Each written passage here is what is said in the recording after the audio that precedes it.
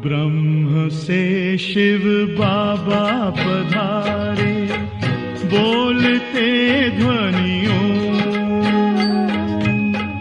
ब्रह्म से शिव बाबा पधारे, बोलते ध्वनियों।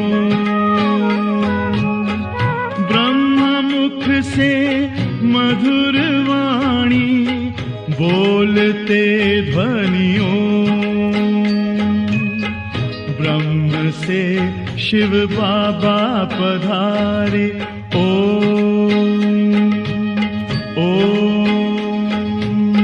ओम शांति। आज 9 अगस्त 2024 बाबा के महावाक्य हैं, मीठे बच्चे। यह ब्रह्मा है सतगुरु की दरबार। इस भ्रकुटी में सतगुरु विराजमान है, वही तुम बच्चों की सदगति करते हैं। प्रश्न है, बाप अपने बच्चों को किस गुलामी से छुड़ाने आए हैं? उत्तर है, इस समय सभी बच्चे प्रकृति और माया के गुलाम बन गए हैं। बाप अभी इस गुलामी से छुड़ाते हैं। अभी माया और प्रकृति दोनों ही तंग करते हैं। कभी तूफान, कभी फैमिन है। फिर तुम ऐसे मालिक बन जाते हो जो सारी प्रकृति तुम्हारी गुलाम रहती है। माया का वार भी नहीं होता। ओम शांति। मीठे मीठे रूहानी बच्चे समझते हैं कि सुप्रीम बाप भी है, सुप्रीम शिक्षक भी है। वह विश्व के आदि मध्य अंत का राज समझाते हैं। फिर सुप्रीम गुरु भी है। तो यह हो गई सतगुरु की दरबार। दरबार होती है ना, गुरु की दरबार। वह है सिर्फ गुरु की, सतगुरु है नहीं। श्री श्री 108 कहलाएंगे, सतगुरु लिखा हुआ नहीं होगा। वो लोग सिर्फ गुरु ही कहते हैं। यह है सतगुरु। पहले बाप, फिर टीचर, फिर सतगुरु। सतगुरु ही सदगति देते हैं। सतयुग त्रेता में तो फिर गुरु होते नहीं, क्योंकि सब सदगति में है। एक सदगुरु मिलता है तो बाकी सब गुरुओं का नाम खलास हो जाता है। सुप्रीम हुआ सब गुरुओं का गुरु। जैसे पतियों का पति कहते हैं ना, सबसे ऊंच होने के कारण ऐसे कहते हैं। तुम सुप्रीम बाप के पास बैठे हो, इसलिए बेहद का वर्षा लेने। यह है बेहद का वर्षा। बाप भी है तो शिक्षक भी है। और यह वर्षा है नई दुनिया, अमर लोक के लिए, वाइसलेस वर्ल्ड के लिए। वाइसलेस वर्ल्ड नई दुनिया को, विशियस वर्ल्ड पुरानी दुनिया को कहा जाता है। सतयुग को शिवालय कहा जाता है, क्योंकि शिव बाबा का स्थापन किया हुआ है। विशियस वर्ल्ड रावण की स्थापना है। अभी तुम बैठे हो सतगुरु की दरबार में। यह सिर्फ तुम बच्चे ही जानते हो। बाप ही शांति का सागर है। वह बाप जब आए तब तो शांति का वर्षा दे, रास्ता बताए। बाकी जंगल में शांति कहाँ से मिलेगी? इसलिए हार का मिसाल देते हैं। शांति तो आत्मा के गले का हार है। फिर जब रावण राज्य होता है तब अशांति होती है। उनको तो कहा जाता है सुख धाम, शांति धाम। वहाँ दुख की कोई बात नहीं। महिमा भी सदैव सतगुरु की करते हैं। गुरु की महिमा कभी सुनी नहीं होगी। ज्ञान का सागर वह एक ही बाप है। ऐसे कभी गुरु की महिमा सुनी है नहीं। वह गुरु लोग जगत के पतित पावन हो नहीं सकते। वह तो एक ही निराकार बेहद के बड़े बाबा को कहा जाता है। तुम अभी संगम युग पर खड़े हो। एक तरफ है पतित पुरानी दुनिया, दूसरे तरफ है पावन नई दुनिया। पतित दुनिया में गुरु तो ढेर है। आगे तुमको इस संगम युग का पता नहीं था। अब बाप ने समझाया है, यह है पुरुषोत्तम संगम युग। इसके बाद फिर सतयुग आना है। चक्र फिरता रहता है। यह बुद्धि में याद रहना चाहिए। हम सब भाई भाई हैं, तो बेहद के बाप से वर्षा जरूर मिलता है। यह कोई को पता नहीं। इतने बड़े बड़े पोजीशन वाले मनुष्य हैं, परंतु जानते कुछ नहीं। बाप कहते हैं, मैं तो तुम सबकी सदगति करता हूँ। अभी तुम सेंसिबल बने हो। पहले तो कुछ भी पता नहीं था। इन देवताओं के आगे जाकर तुम कहते थे, हम सेंसलेस हैं, हमारे में कोई गुण नहीं है, आप तरस करो। अब यह देवताओं के चित्र तरस करेंगे क्या? यह जानते ही नहीं रहम दिल कौन है। कहते भी हैं, ओ गॉड फादर रहम करो। कोई भी दुख की बात आती है तो बाप को जरूर याद करते हैं। अभी तुम ऐसे नहीं कहेंगे, बाप तो विचित्र है, वह सामने बैठे हैं। तब तो नमस्ते करते हैं। तुम सब हो चित्रधारी, मैं हूँ विचित्र। मैं कभी चित्र धारण नहीं करता। मेरे चित्र का कोई नाम बताओ। बस शिव बाबा ही कहेंगे, मैंने यह लोन लिया है। सो भी पुराने ते पुरानी जुत्ती, उसमें ही मैं आकर प्रवेश करता हूँ। इस शरीर की महिमा कहाँ करते हैं? यह तो पुराना शरीर है, एडॉप्ट किया है, तो महिमा करते हैं क्या? नहीं, यह तो समझाते हैं ऐसे था। अब फिर मेरे द्वारा गोरा बन जाएगा।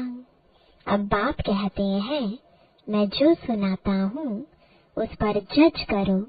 अगर मैं राइट हूँ तो राइट को याद करो, उनका ही सुनो। अनराइटियस सुनो ही नहीं। उनको ईविल कहा जाता है। टॉक नो ईविल, सी नो ईविल। इन आँखों से जो कुछ देखते हो इनको भूल जाओ। अभी तो जाना है अपने घर, फिर वापस अपने सुख धाम में आएंगे। बाकी तो यह सब जैसे कि मरे पड़े हैं, टेम्परेरी है। न यह पुराने शरीर होंगे, न यह दुनिया होगी। हम पुरुषार्थ कर रहे हैं नई दुनिया के लिए। फिर वर्ल्ड की हिस्ट्री, जियोग्राफी रिपीट होती है। तुम अपना राज्य भाग्य ले रहे हो। जानते हो, कल्प कल्प बाप आते हैं राज्य भाग्य देने। तुम भी कहते हो, बाबा कल्प पहले भी मिले थे, वर्षा लिया था, नर से नारायण बने थे। बाकी सब एक जैसा मर्तबा तो पा नहीं सकते हैं, नंबरवार तो होते हैं। यह है स्पिरिचुअल यूनिवर्सिटी। स्पिरिचुअल फादर पढ़ाने वाला है, बच्चे भी पढ़ाते हैं। कोई प्रिंसिपल का बच्चा होता है तो वह भी सर्विस में लग जाता है। स्त्री भी पढ़ाने लग जाती है। बच्ची भी अच्छी रीति पढ़े तो पढ़ा सकती है, परंतु वह दूसरे घर में चली जाती है। यहाँ तो कायदा नहीं है बच्चियों को नौकरी करने का। नई दुनिया में पद पाने का सारा मदार है पढ़ाई पर। इन बातों को दुनिया नहीं जानती। लिखा हुआ है भगवानुवाच, हे बच्चों, मैं तुमको राजाओं का राजा बनाता हूँ। कोई मॉडल थोड़े ही बनाता हूँ। जैसे देवियों के चित्र बनाते हैं, तुम तो पढ़कर वह पद पाते हो। वह तो मिट्टी के चित्र बनाते हैं पूजा के लिए। यहाँ तुम आत्मा पढ़ती है, फिर तुम संस्कार ले जाएंगे। जाकर नई दुनिया में शरीर लेंगे। दुनिया खत्म नहीं होती है, सिर्फ एज बदलती है। Golden age, silver age, copper age, iron age. 16 कला से 14 कला। दुनिया तो वही चलती रहती है, नई से पुरानी होती है। बाप तुमको राजाओं का राजा बनाते हैं इस पढ़ाई से, और कोई की ताकत नहीं जो ऐसा पढ़ा सके। कितना अच्छी रीति समझाते हैं, फिर पढ़ते पढ़ते माया अपना बना लेती है। फिर भी जितना जितना जो पढ़ा है उस अनुसार वह स्वर्ग में जरूर आएंगे। कमाई जाएगी नहीं। अविनाशी ज्ञान का विनाश नहीं हो सकता। आगे चल आएंगे जाएंगे कहाँ? एक ही हड्डी है ना, आते रहेंगे। शमशान में जब मनुष्य जाते हैं तो फिर बड़ा वैराग्य आता है। बस यह शरीर ऐसे छोड़ने का है। फिर हम पाप क्या करें? पाप करते करते हम ऐसे मर जाएंगे। ऐसे ख्यालात आते हैं, उसको कहा जाता है शमशानी वैराग्य। समझते भी हैं जाकर दूसरा शरीर लेंगे, परंतु ज्ञान तो नहीं है ना। यहाँ तो तुम बच्चों को समझाया जाता है इस समय तुम खास मरने के लिए तैयारी कर रहे हो, क्योंकि यहाँ तो तुम टेम्परेरी हो। पुराना शरीर छोड़ फिर नई दुनिया में जाएंगे। बाप कहते हैं बच्चे, जितना तुम मुझे याद करेंगे उतना पाप कटते जाएंगे। सहज ते सहज भी है तो डिफिकल्ट भी है। बच्चे जब पुरुषार्थ करने लग पड़ते हैं तब समझते हैं माया की बड़ी युद्ध है। बाप कहते हैं सहज है, परंतु माया दीवा ही बुझा देती है। गुल बकावली की कहानी भी है ना, माया बिल्ली दीवा बुझा देती है। यहाँ सब माया के गुलाम है, फिर तुम माया को गुलाम बनाते हो। सारी प्रकृति तुम्हारी अदब में रहती है। कोई तूफान नहीं, फैमिन नहीं। प्रकृति को गुलाम बनाना है। वहाँ कभी भी माया का वार नहीं होगा। अभी तो कितना तंग करती है। गायन है ना, मैं गुलाम तेरा। वह फिर कहते तू गुलाम मेरा। बाप कहते हैं अब मैं तुमको गुलाम पने से छुड़ाने आया हूँ। तुम मालिक बन जाएंगे, वह गुलाम बन जाएंगे। जरा भी चूचा होगी नहीं। यह भी ड्रामा में नोंद है। तुम कहते हो बाबा माया बड़ा तंग करती है, सुख क्यों नहीं करेगी। इसको कहा ही जाता है युद्ध का मैदान। माया को गुलाम बनाने लिए तुम कोशिश करते हो तो माया भी पछाड़ती है, कितना तंग करती है, कितने को हराती है, कईयों को एकदम खा जाती है, हप कर लेती है।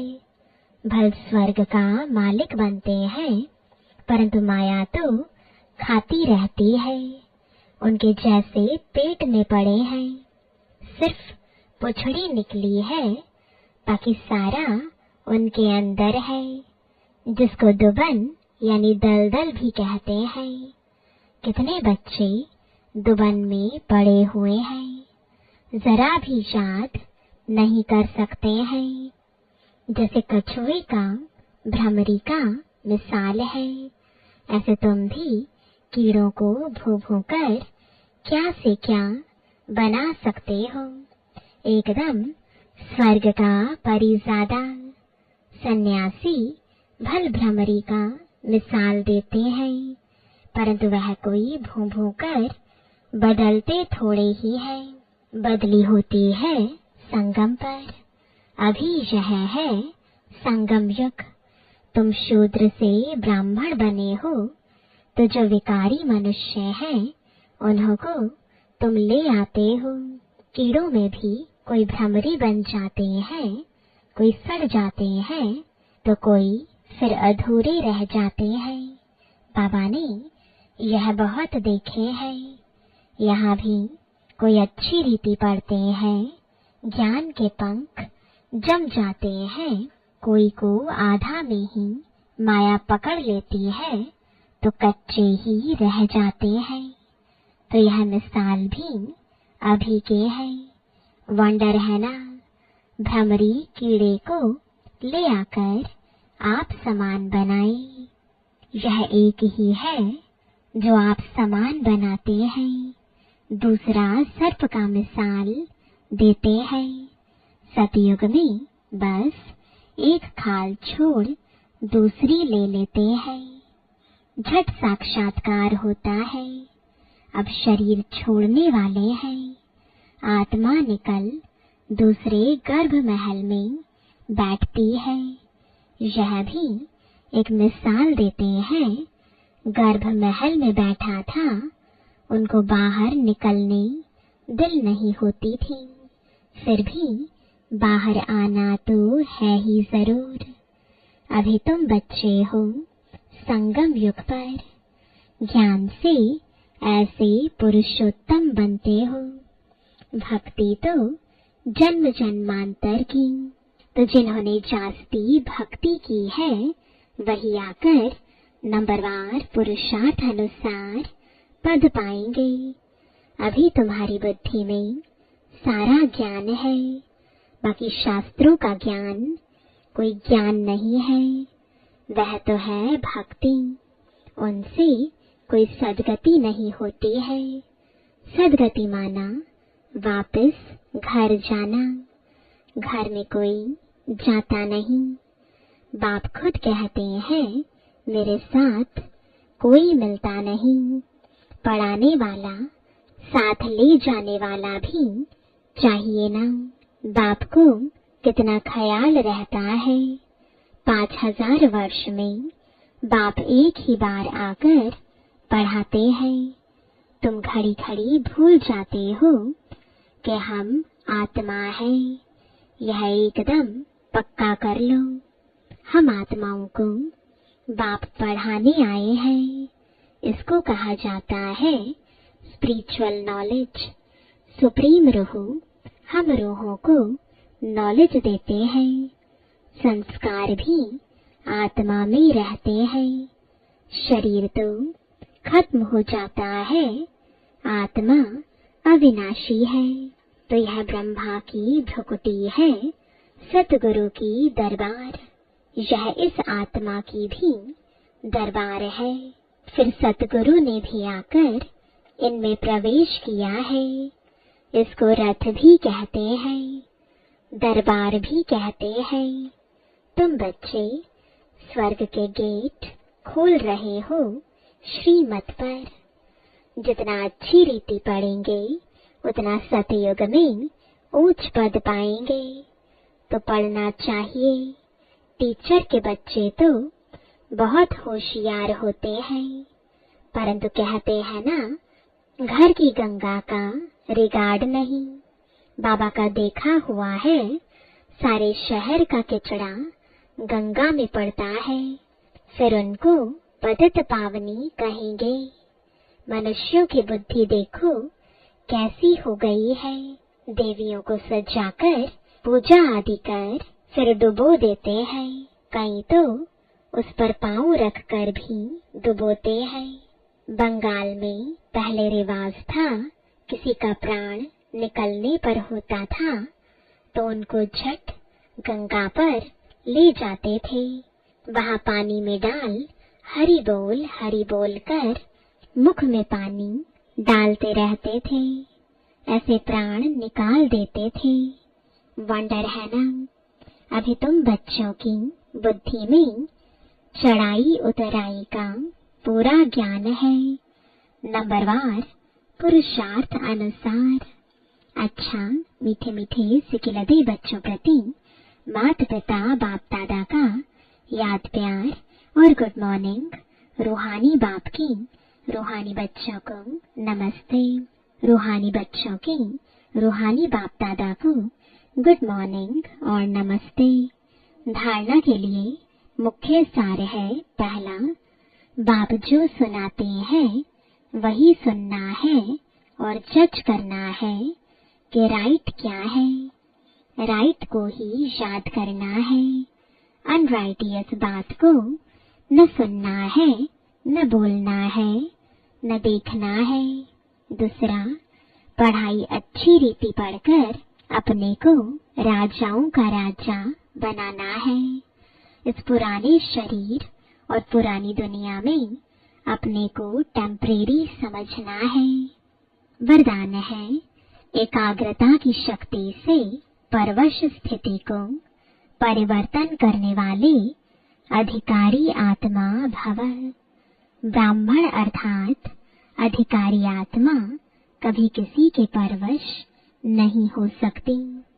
अपने कमजोर स्वभाव संस्कार के वश भी नहीं, क्योंकि स्वभाव अर्थात स्वप्रति और सर्वप्रति आत्मिक भाव है, तो कमजोर स्वभाव के वश नहीं हो सकते। और अनादि आदि संस्कारों की स्मृति से कमजोर संस्कार भी सहज परिवर्तन हो जाते हैं। एकाग्रता की शक्ति परवश स्थिति को परिवर्तन कर मालिकपन की स्थिति की सीट पर सेट कर देती है। स्लोगन है, क्रोध ज्ञानी तो आत्मा के लिए महाशत्रु है। ओम शांति।